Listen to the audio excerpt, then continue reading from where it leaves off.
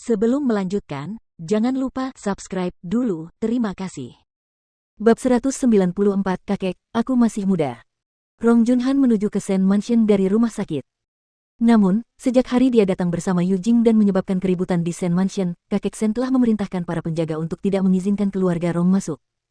Oleh karena itu, mustahil bagi Rong Junhan untuk melangkah masuk ke halaman Sen Mansion. Rong Junhan bahkan lebih marah ketika dia dihalangi di gerbang. Dia tidak menyerah. Dia menunjuk ke arah penjaga dan berteriak, dasar orang tua yang tidak berguna. Apakah keluargamu hanya tahu cara menggunakan cara-cara tercela ini pada orang lain? Aku tantang kamu untuk menyentuhku. Biarkan aku masuk. Huang Yu, keluarlah untukku. Dan si jalang itu, Mu Qi. Namun, tidak peduli seberapa keras dia berteriak, tidak ada seorang pun di keluarga Sen yang mau menanggapi. Pada akhirnya, Rong Junhan kehilangan suaranya. Tetap saja, semua orang mengabaikannya. Apakah perlu memberikan tanggapan? Tidak. Kakek Sen sedang duduk di ruang kerjanya. Karena pengingat Mu Qi untuk menyelidiki Rong Junhan lebih lanjut, kakek Sen memperluas cakupan penyelidikannya. Dia menyelidiki seluruh keluarga Rong. Sekarang, dia sedang membaca hasil penyelidikannya. Dia bertanya-tanya mengapa Rong Junhan pergi terburu-buru hari itu. Karena dia khawatir kakek Sen akan tahu tentang penggelapan pajak Rong Group yang ditangani oleh saudaranya. Tetapi saudaranya adalah seorang pemabuk, jadi dia mengatakan semuanya saat dia mabuk.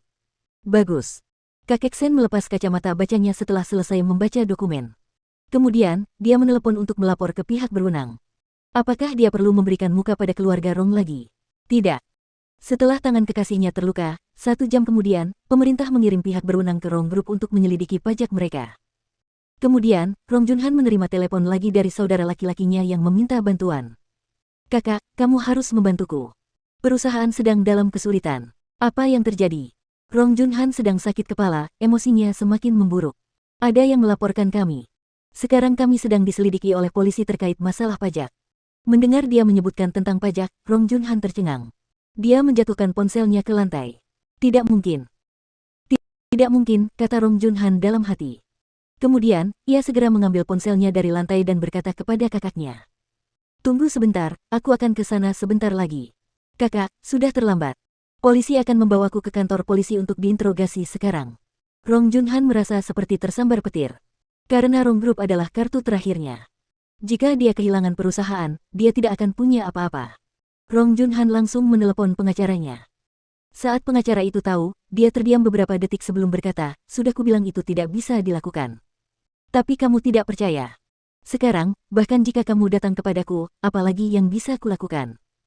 Jumlah penggelapan pajak Rong Group sekarang bukan hanya masalah denda, hukuman penjara sudah pasti. Kamu dan saudaramu akan dipenjara setidaknya 3 tahun. Paling lama, 7 tahun. Rong Junhan terlalu takut hingga kakinya tak berdaya. Dia memohon kepada pengacaranya berulang kali. Pengacaraan, Anda harus membantu saya. Ini bahkan bukan gugatan pribadi. Saya mengundurkan diri. Setelah mengatakan itu, dia menutup telepon. Rong Junhan memanggil namanya beberapa kali lagi, tetapi tidak ada jawaban. Sekarang, bahkan pengacaranya pun tidak tahan lagi. Dengan cedera yang dialami Papa Yu, dia tidak akan bisa melukis untuk sementara waktu. Dan Yu Jing adalah orang yang bermasalah. Tak satu pun dari mereka bisa membantunya sekarang. Memikirkan hal ini, Rong Junhan merasa putus asa. Tidak, dia harus mencari teman-temannya. Mungkin mereka bisa menolongnya. Tapi siapa yang mau menolongnya sekarang? Apakah mereka sebodoh itu? Mu Qi bertepuk tangan dan bersorak ketika dia tahu tentang apa yang terjadi pada keluarga Rong. Rong Junhan menuai apa yang telah ia tabur sekarang karena telah mengacaukan keluarga Sen. Namun, ia tidak dalam posisi untuk menyalahkan keluarga Sen. Bukankah itu salahnya sendiri? Mu Qi datang ke Sen Mansion untuk makan malam atas perintah kakek Sen. Namun, dia lebih tertarik untuk mengetahui siapa dalang di balik semua ini. Kakek Sen mendengus saat sedang makan. Bukankah kamu yang menyuruhku untuk menyelidikinya?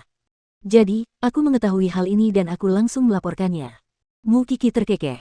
Dia mengacungkan jempol pada kakek Sen. Kakek, kamu hebat sekali. Kakek Sen teringat sesuatu dan berkata, kamu tidak ada kelas Sabtu depan. Ikutlah denganku ke pesta ulang tahun kawan lamaku. Ayah, Ruei akan segera pulang. Ayah bisa membiarkannya menemani ayah, kata bibi ketiga dengan cepat kepada kakek Sen. Meskipun status Qi tinggi, para tamu yang akan datang ke pesta itu berasal dari kalangan atas. Ayah khawatir orang-orang akan bertanya tentang kelahiran Qi dan dia tidak akan dapat mengatasi situasi dengan baik. Bibi ketiga mungkin terlihat memiliki niat baik untuk membantu Mukiki agar tidak malu, tetapi sebenarnya dia mengingatkan kakek Sen bahwa dia masih memiliki cucu perempuan lain. Dia harus memperlakukan mereka dengan adil. Kakek Sen menyesap sup dan melirik bibi ketiga. Dia tampak curiga. Apakah kamu khawatir aku tidak akan merawat Kiki dengan baik? Atau apakah kamu mengatakan bahwa Kiki adalah gadis rendahan? Ayah, bukan itu maksudku. Ruwei adalah cucu perempuanku. Aku tidak perlu kau ingatkan lagi. Keluarga Sen masih menjadi rumahnya saat dia kembali. Namun, aku tidak akan berubah pikiran untuk membawa Kiki ke pesta. Raut wajah kakek Sen menunjukkan bahwa dia tidak senang. Sebenarnya, Mukiki tidak ingin pergi ke pesta. Dia lebih suka tinggal di rumah bersama Bibi Zipei atau Seng Xiao. Itu saja. Xiaoqi akan ikut denganku pada hari Sabtu. Aku akan memperkenalkanmu kepada tuan muda keluarga Lin. Jika kalian berdua bersama, aku akan lebih bahagia.